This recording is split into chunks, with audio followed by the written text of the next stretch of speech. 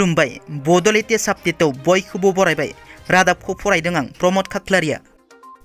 गिबि निउसआव दङ मिरु एबसुनि बानजायनायाव दिनै रायजोनि गुबुन गुबुन जिल्लायाव मिरु रोंगौथि सायख' आनजाद खुंफुंदों। एबसुनि बानजायनायाव 7थि मिरु रोंगौथि सायख' आनजादखौ खुंफुंदों।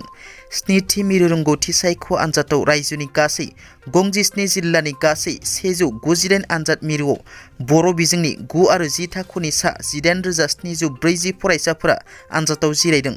बिनिनो 9 थाखोनि गासै 9,404 फरायसाफोरा आरो 10 थाखोनि गासै 9,336 फरायसाफोरा आनजादाव जिरायदों।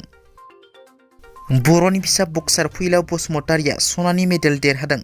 बर'नि फिसा इन्टारनेशनेल बक्सार फैलाव बसुमतारिया गुवाहाटीनि मालिगावआव खुंजानाय अल इन्डिया इन्टार रेलवे बक्सिं चेम्पियनशिपआव सनानि मेडेल देरहादों। मख'नो गोनांदि चिरां जिल्लानि सिङाव थानाय मजापारिनि हौपारा गामिनि थागिबि बिफा थिंगोना बसुमतारि आरो बिमा सुनिला बसुमतारिनि फिसाजो बक्सार फैलाव बसुमतारिया थांनाय 2016 मायथाइयाव सार्बिया हादरनि रमायाव खुंजानाय 5थि AIBA नेशन्स कापआव सनानि मेडेल आरो गोबां इन्टारनेशनेल मेडेलबो देरहानो हाखांबाय। UPPLनि नेहाथारि बिना गयारिनि बाख्नायथाव खामानि। आथिं आखाइ नोरजिया जानाय सा 7 सुबुंफोरनो आगजुफोरखौ राननानै होदों।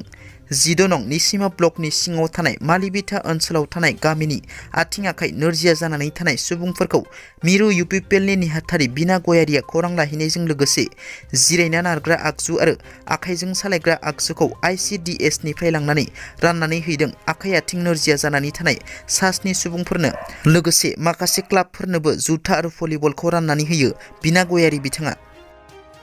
आसामनि सराइदेव जिल्लायाव सा 52 फरायसाफोरा आइरन टेब्लेट जानानै देहाया गाज्रि जायो एबा लोमजायो।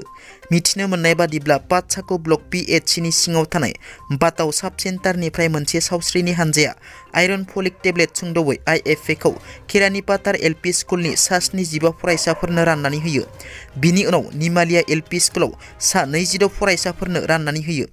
गंनैबो फरायसालियाव फोरोंगिरिफोरनि सिगाङावनो बे टेब्लेटखौ राननानै होयो आरो बे टेब्लेटखौ उदै खालियाव जानो माना खालामो फरायसाफोरखौ। नाथाय बिनि उनावनो 4 फरायसाफ्रा गोबानाय आरो अहेब सानायनि अजद होयो।